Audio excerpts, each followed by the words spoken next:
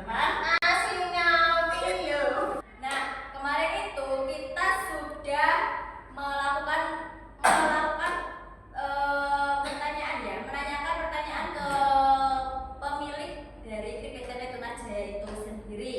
Nah, bagian sama Mbak Siti nih, kemarin waktu hasil observasi, ada nggak sih target pemasaran dan penjualan dari Kripik Tempe itu sendiri?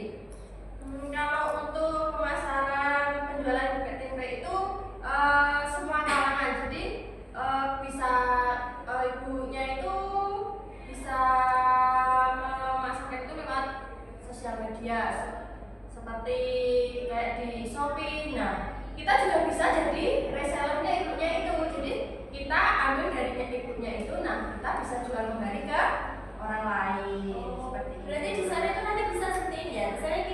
Misalnya saya mempunyai merek sendiri nih. Apakah nanti saya bisa mengambil dari Kripik Tempenya dari Tunajaya itu terus nanti saya kasih merek saya sendiri gitu? Bisa. Jadi kita bisa pesan sama ibunya. Kalau kita itu tanpa stiker. Jadi nanti dari ibunya itu polosan nggak dikasih stiker kayak gini atau kayak gini. Jadi nanti dapatnya polosan kayak gini. Nah nanti setelah kita dapat barangnya sudah dikirim, nah kita bisa nempelin seperti itu. Kita sendiri. Apa sendiri?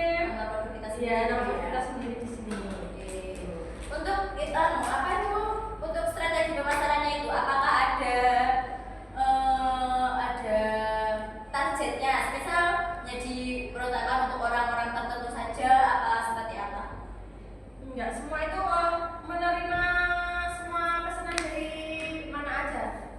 Kadang juga dapat pesanan dari Jakarta, bisa Surabaya gitu. Jadi kita itu dari mana aja, kalau ada orderan masuk, kalau kita bisa memenuhi itu, ya kita bikinkan pesanan itu. Oh, berarti kalau misal nih saya nih mau pesen ya, terus nanti saya mau harga yang 10.000 atau berapa itu berarti bisa ya? Bisa.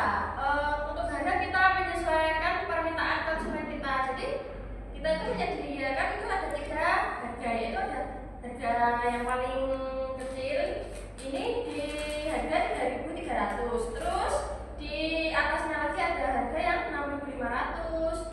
Terus yang paling besar kita jual, biasanya ibunya itu jual dengan harga 12.000. Nah, seumpama biasanya kan ada orang yang mau hajatan itu juga bisa pesan, tapi kebanyakan itu pesannya itu yang harga 6.500 untuk apa? Asal itu ya. Kalau untuk yang satu box seperti ini isinya berapa dengan harga? Kalau satu box ini biasanya isi 10 yang kecil-kecil ini. Seperti itu. Ya. Untuk apa namanya? Mbak Siti nih mau tanya, kemarin kan sudah melakukan observasi ya di pusat industri tersebut. Ada nggak sih kayak cara penjual dan pengalaman jualannya itu seperti apa? Buah kota atau di toko-toko terdekat. Oh, berarti dititipkan di toko-toko terdekat seperti itu ya.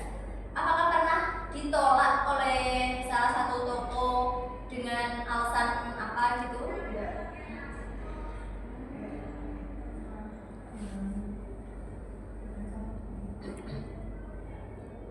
Nah, untuk perkiraan pendapatan dari penjualan itu apakah bisa disebutkan atau dijelaskan gitu, Mbak?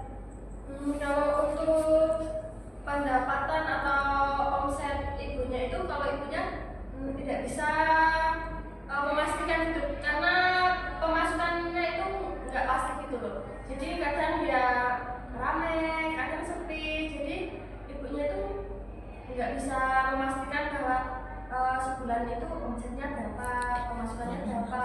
Jadi ibunya nggak bisa memastikan omset sebulannya atau satu minggunya itu nggak bisa. Jadi tergantung penjualannya itu ramai atau tidaknya. Berarti kalau misalnya waktu mau hari Idul Fitri atau apa itu berarti nanti penjualan itu sangat meledak ya, sangat meledak gitu.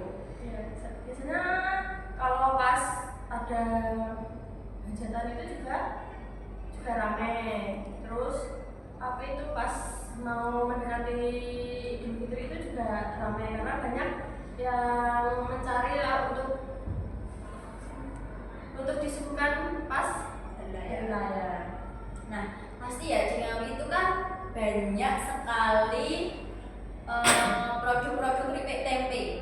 Pasti kan ada dari ujung selatan sampai ujung timur sampai ujung mana itu kan pasti ada berbagai macam produk keripik tempe dengan harga dan kualitas yang berbeda-beda. Gimana sih caranya agar produk itu tetap unggul di Ngawi biar tetap dikenal oleh orang-orang Ngawi? Yang pastinya kita harus selalu memberikan dan pelayanan itu yang terbaik lah untuk konsumen agar konsumen itu tetap berlangganan di kita.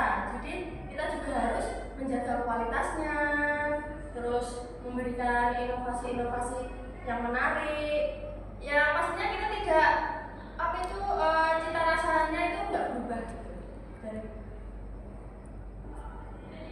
Oke, Mbak Dian, Mbak Siti, terima kasih sudah hadir di podcast